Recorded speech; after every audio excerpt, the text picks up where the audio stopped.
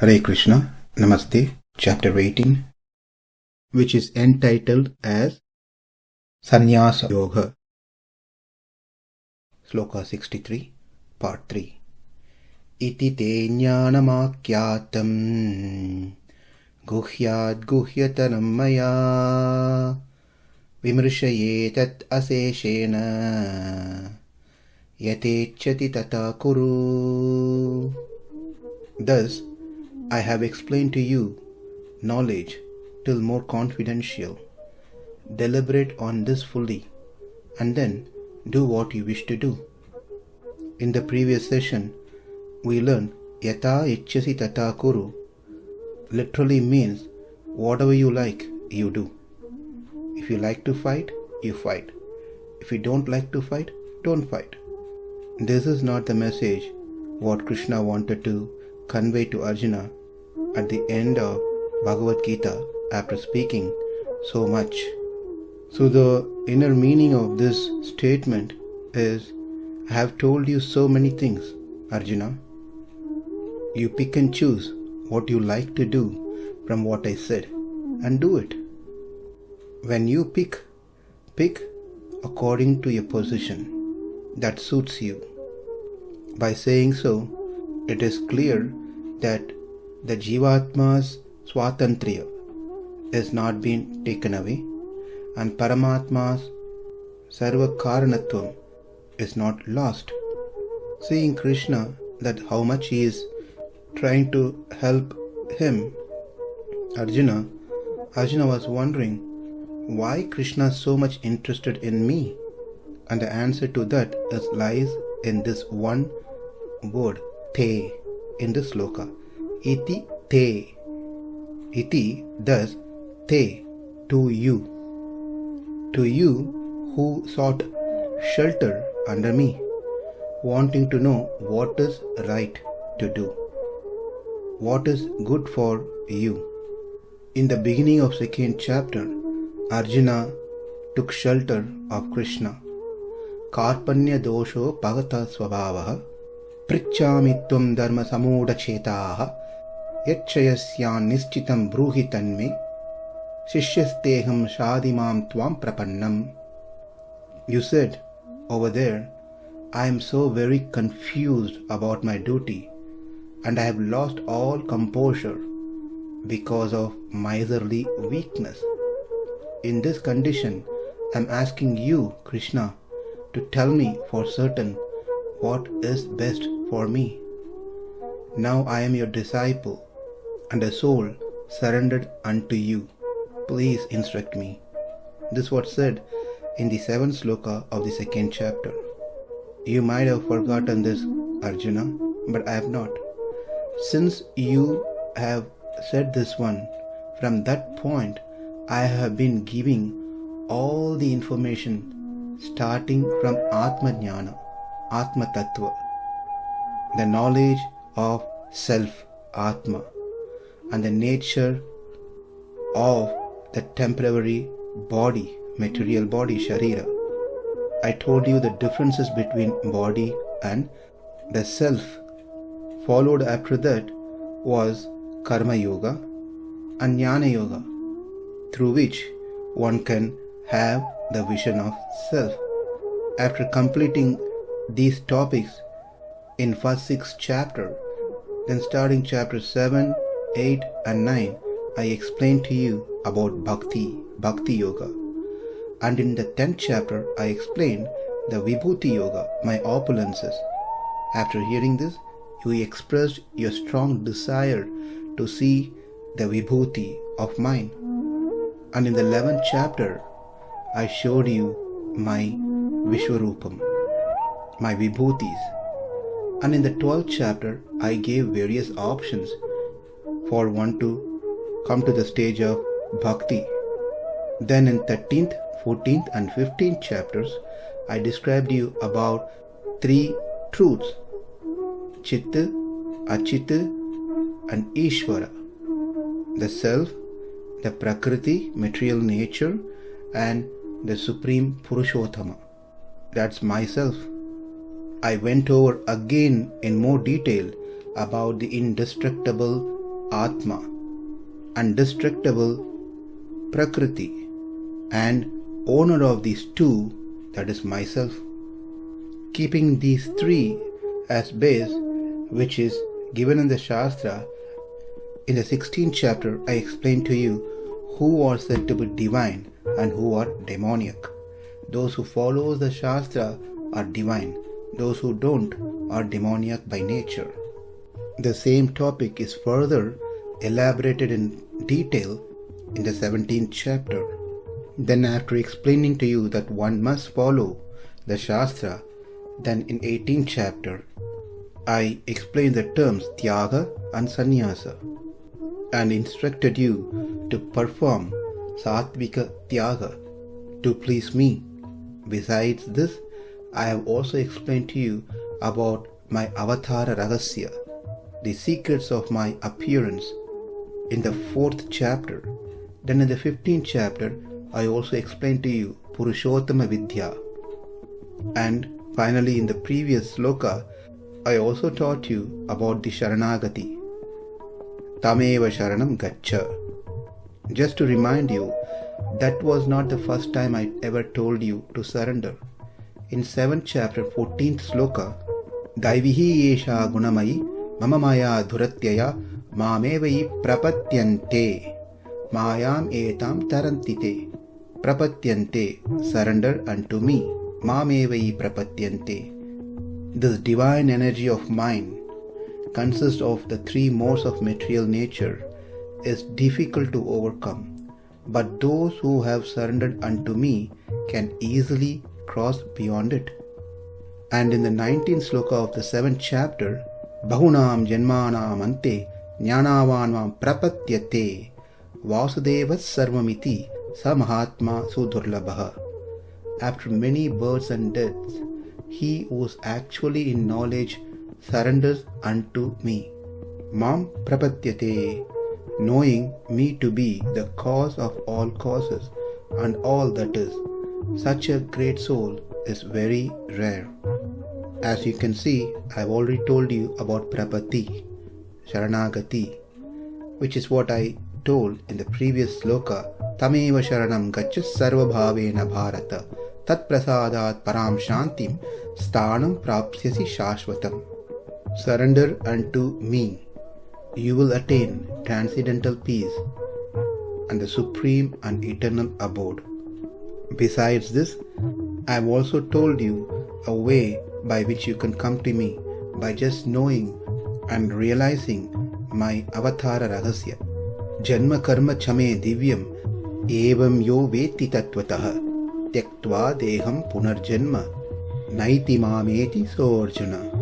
One who knows the transcendental nature of my appearance and activities does not, upon leaving the body, take his birth again in this material world, but attains my eternal abode, O Arjuna.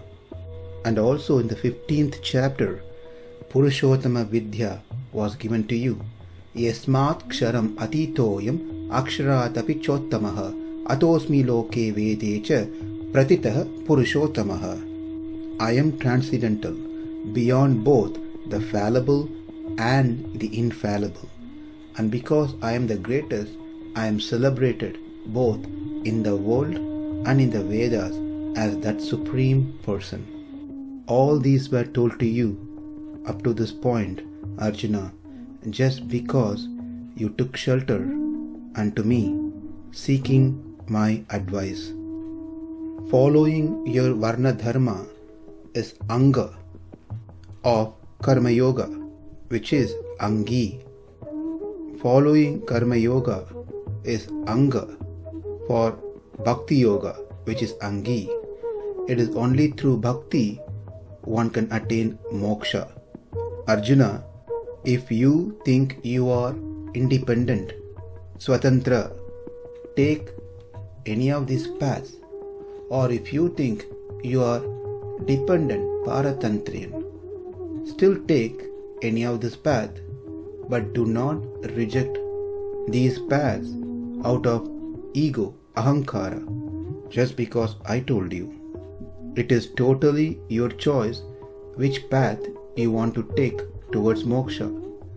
Pick any of these moksha upaya, karma yoga, jnana yoga or bhakti yoga.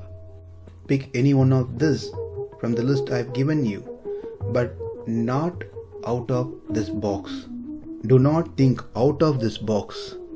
When you pick one of these, make sure that fits your position. Just don't pick based on your desire. If you pick either karma yoga, jnana yoga or bhakti yoga, then the varnashrama dharma is anga. That means you have to fight. You have to perform your duty. You can't avoid it. Well, you may ask, in jnana yoga, why should I fight? I already explained to you. You cannot get to jnana yoga until you are graduated from karma yoga. So the point is, whether karma yoga, jnana yoga or bhakti yoga, whatever you pick, you have to fight, because it is the varna dharma, your varna dharma, and this is the anga for those angis. If you say that no, I want to fully surrender unto you, I am not independent, I am fully dependent on you, therefore I'll surrender unto you, then you have no choice. You must listen to what I say, because you surrendered to me, and I will order you to fight.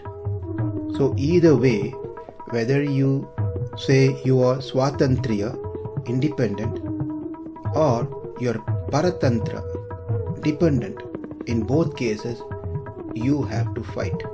You cannot escape, Arjuna. Generally, in this world where we live, the education that is given to us only drives to derive sharira sukham, the bodily happiness, pleasures. It helps one to increase the bodily comforts, and we all have experienced that this happiness that is derived through the body is short-lived, and such education or literatures that teaches us this subject matter are considered to be samanya shastra, common literatures, whereas that happiness, when it can be extended for a longer period, but still it is pertained to the body, considered to be higher than the happiness that we get in this world. But for one to attain that extended longer duration of happiness, one has to go to the higher planetary systems. So how to attain those higher planetary systems like heaven and so forth is mentioned in the Vedas as secret message. Beyond the body, the happiness that derived through the Atma is everlasting. The happiness that one gets through the body in this world is considered to be cheaper, and the happiness that one gets through this body in the higher planetary system considered to be higher than that we get in this world, and the happiness that we get not through the body but within ourselves, Atma Sukham, is considered to be greatest. Knowing the Atma, Jivatma, knowing Paramatma, and wanting to experience the relationship between Jivatma and Paramatma is considered to be the topmost happiness, and that is said to be the greatest secret, which is also mentioned in the Upanishads. The means to attain these two happiness, Sukham, Atma Sukham and Brahma Sukham, are nothing but Karma Yoga, Jnana Yoga and Bhakti Yoga. Bhakti Yoga gives moksha directly, whereas Karma Yoga and Jnana Yoga will get us to Bhakti Yoga, and then through Bhakti Yoga one gets moksha. Attaining the lotus feet of the Lord in his abode is the only ultimate goal for all the living entities. For that, Bhakti Yoga is the only means. For that bhakti yoga to take place, karma yoga and jnana yoga are the means. For that karma yoga, jnana yoga to take place, atma jnana is the means. Theoretical understanding about atma is must. Otherwise, one will not come to the point of practicing any yogas. All these were explained in detail, and especially about bhakti yoga, a lot of discussion happened in chapter 9, which is said to be guhya-taraṁ, most confidential subject. This is the important and only subject that everyone should know of. Why? This is what is going to get one to attain mukti, liberation. And Krishna, therefore, he wants to re-emphasize that bhakti yoga is the only means by which one can attain him in the next upcoming 2 slokas. Another reason why Krishna brings up this topic again on bhakti, because Krishna understood that Arjuna is not interested in nivritti marga, but inclined towards pravritti marga. If he was interested in nivritti marga, Arjuna would have immediately told karishye vachanam tava right after when Krishna said tameva sharanam gaccha. Krishna said, surrender unto me. And in the next sloka, Arjuna should have immediately told karishye vachanam tava, I will do as you said. But there is no such statement after Krishna said tameva sharanam gaccha. From this, Krishna understood that Arjuna is interested in working out his way towards moksha himself, rather fully surrendering unto Krishna. And therefore, Krishna advised him in the 65th sloka, Manmana bhavamad bhakto madhyaji mam namaskuru. Always think of me, become my devotee, worship me, and offer your homage unto me. Then, when Arjuna heard this one, he had another concern. How am I going to perform bhakti yoga? How can I always think of you? How can I become your devotee? How can I worship you? How can I offer homage unto you when I have lot and lots of sins which has been carried for life after life after life? They will stay as an obstacle on my path of bhakti towards you. What can I do? Then in the 66th sloka, Krishna says, Sarva dharman parityaja mamekam sharanam vraja aham tvam sarva papebhyo mokshasyami ma suchaha. Surrender unto me, Arjuna, and I will remove all those sins so you can perform bhakti yoga without any hindrance. So these are the coming up slokas. To conclude this sloka, sloka 63, Krishna has taught Arjuna the Vedanta in full, and he has emphasized that whichever of the 3 yogas he may choose to practice, he must continue to do his daily and occasional karmas, nitya and naimitika karmas, which should not be given up. And towards the end, Krishna again clarified to Arjuna that he has got to fight in the war. There is no option for him. And also Krishna declares that I have given you an exposition of karma yoga, jnana yoga and bhakti yoga. There is nothing more to be said. You may pursue any of these based on your qualification and your position. Iti te jñānam ākhyātaṁ guhyād guhya-taraṁ mayā vimṛśyaitad aśeṣeṇa yathecchasi tathā kuru. Namaste. Hare Krishna.